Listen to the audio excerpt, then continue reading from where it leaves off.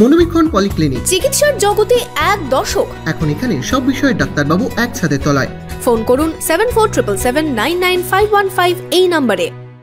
আরজি কর কাণ্ডের বিচার চেয়ে বহরমপুরে ফের আন্দোলনে বামফ্রন্ট। মঙ্গলবার বিকেলে জেলা বামফ্রন্টের পক্ষ থেকে মিছিল করা হলো বহরমপুরে। টেক্সটাইল কলেজ মোড় থেকে শুরু হয় এই মিছিল। বহরমপুর শহরে এবার lifestyle club, join the arena club at golden retreat, spa, salon, swimming pool থেকে রেস্টুরেন্ট, লঞ্চ বার, জেলার একমাত্র discotheque ignition. Enjoy your quality time with golden retreat. Don't miss.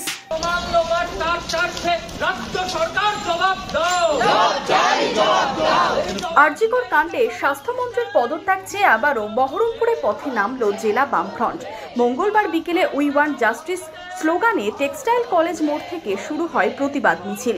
জেলা বামফ্রন্টের পক্ষ থেকে আরজি কর কাণ্ডে দোষীদের চিহ্নিত করে দ্রুত কঠোর শাস্তির দাবি জানানো হয়।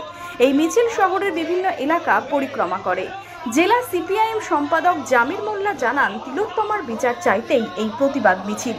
গোটা রাজ্য যে তোলপাড় হচ্ছে, তিলোত্তমার হত্যা, যে ধর্ষণ হয়েছে আরজি করের যে ছাত্রী, তার বিচার চাইতেই আজকের মিছিল আমরা বামফ্রন্টের পক্ষ থেকে সংগঠিত করলাম।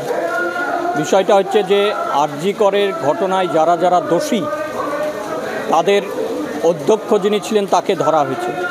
আমরা মনে করি খালি তাকে ধরলেই হবে না, এই গোটা ঘটনাটাকে যারা লোপাট করতে চাইছিল, গোটা ঘটনাকে লোপাট করতে চেয়েছে এই রাজ্যের পুলিশ প্রশাসন। বিনীত গোয়েল আজকে পালিয়েছে, তাকেও ধরতে হবে, জেরা করতে হবে, এবং যারা যারা যুক্ত এই ঘটনায় তাদেরকে গ্রেপ্তার করা, জেরা করা এবং উপযুক্ত শাস্তি দিতে হবে। শুধু একজন দুজন নয়, এই ঘটনায় যুক্ত সকলকে গ্রেপ্তার করে উপযুক্ত শাস্তির দাবি জানান বামফ্রন্ট নেতৃত্ব। মিছিলে শামিল ছিলেন আরএসপির জেলা সম্পাদক অঞ্জনাভ দত্ত, ফরওয়ার্ড ব্লকের জেলার সম্পাদক বিভাস চক্রবর্তী সহ গণসংগঠনের কর্মী সমর্থকেরা।